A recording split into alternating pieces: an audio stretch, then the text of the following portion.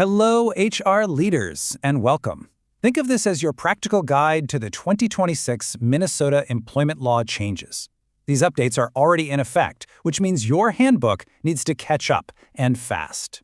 So let's get right to it. This is the big question for every single HR team in Minnesota right now.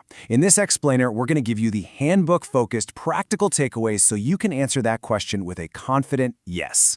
We've laid this out to help you prioritize what's important. We'll kick things off with the most urgent updates, the ones that hit on January 1st. Then we'll cover other key reviews for the year, and we'll wrap up with a straightforward action plan. All right, first up are the three major changes that went live on January 1st. These are your top priorities.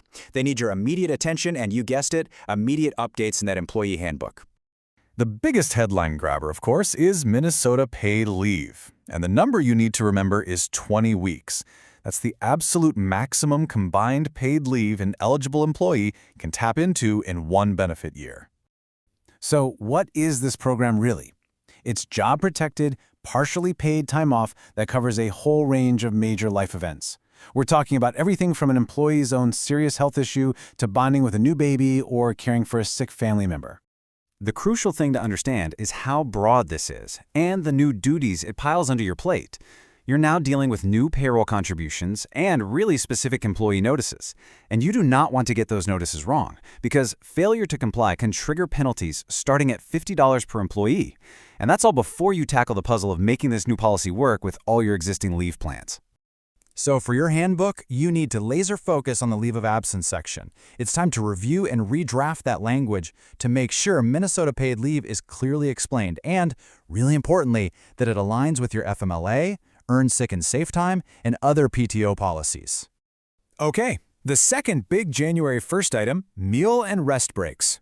All that vague language from the past, it's gone. The law now has firm, non-negotiable minimums. We're talking a 30-minute meal break for shifts over 6 hours and a 15-minute paid rest break for every 4 consecutive hours on the clock. Now, why does this matter so much? Because it hits your day-to-day operations hard. Your action item is to audit your schedules, but for the handbook, you need to get into that break policy or hours of work section and update it to reflect these very specific time requirements.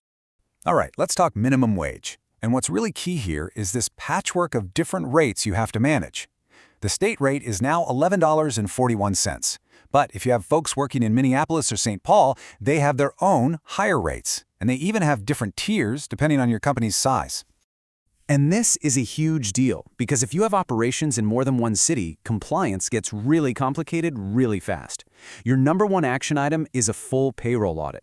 You have to make sure every single employee is getting paid correctly based on where they actually work. And then make sure your handbook's compensation section is up to date. Okay, let's shift gears now. We're moving on to other key priorities for your 2026 handbook review.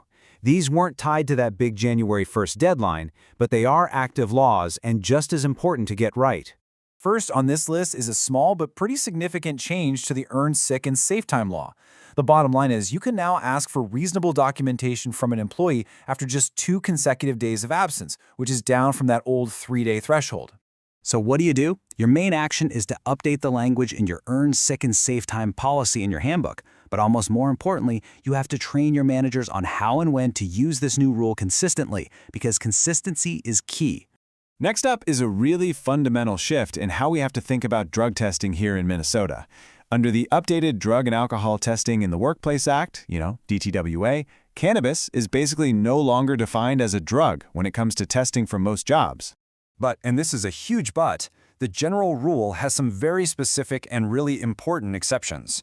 You can still test for cannabis for certain jobs. Think safety-sensitive roles, firefighters, anyone with a CDL, and other positions where federal or state law makes it a requirement. So your focus here has to be on completely redrafting the drug and alcohol policy section of your handbook. It needs to explicitly reflect this new reality.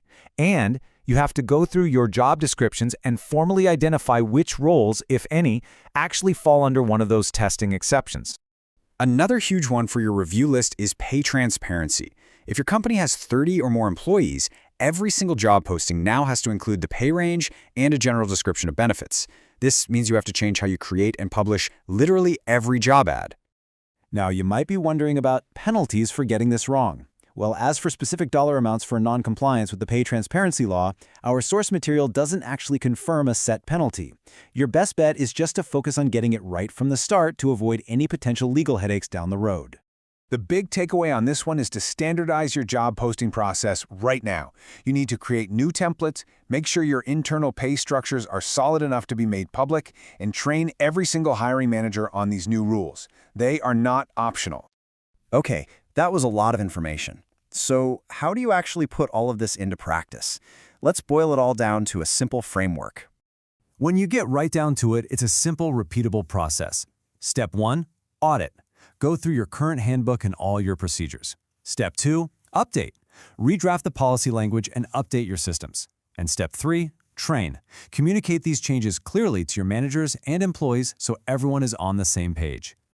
So as we wrap up, I'll just leave you with this question to take back to your team. Of all these updates, the paid leave, the new break rules, the cannabis testing, which one is going to have the biggest day-to-day impact on your organization? Figuring that out is the key to focusing your efforts where they're needed most.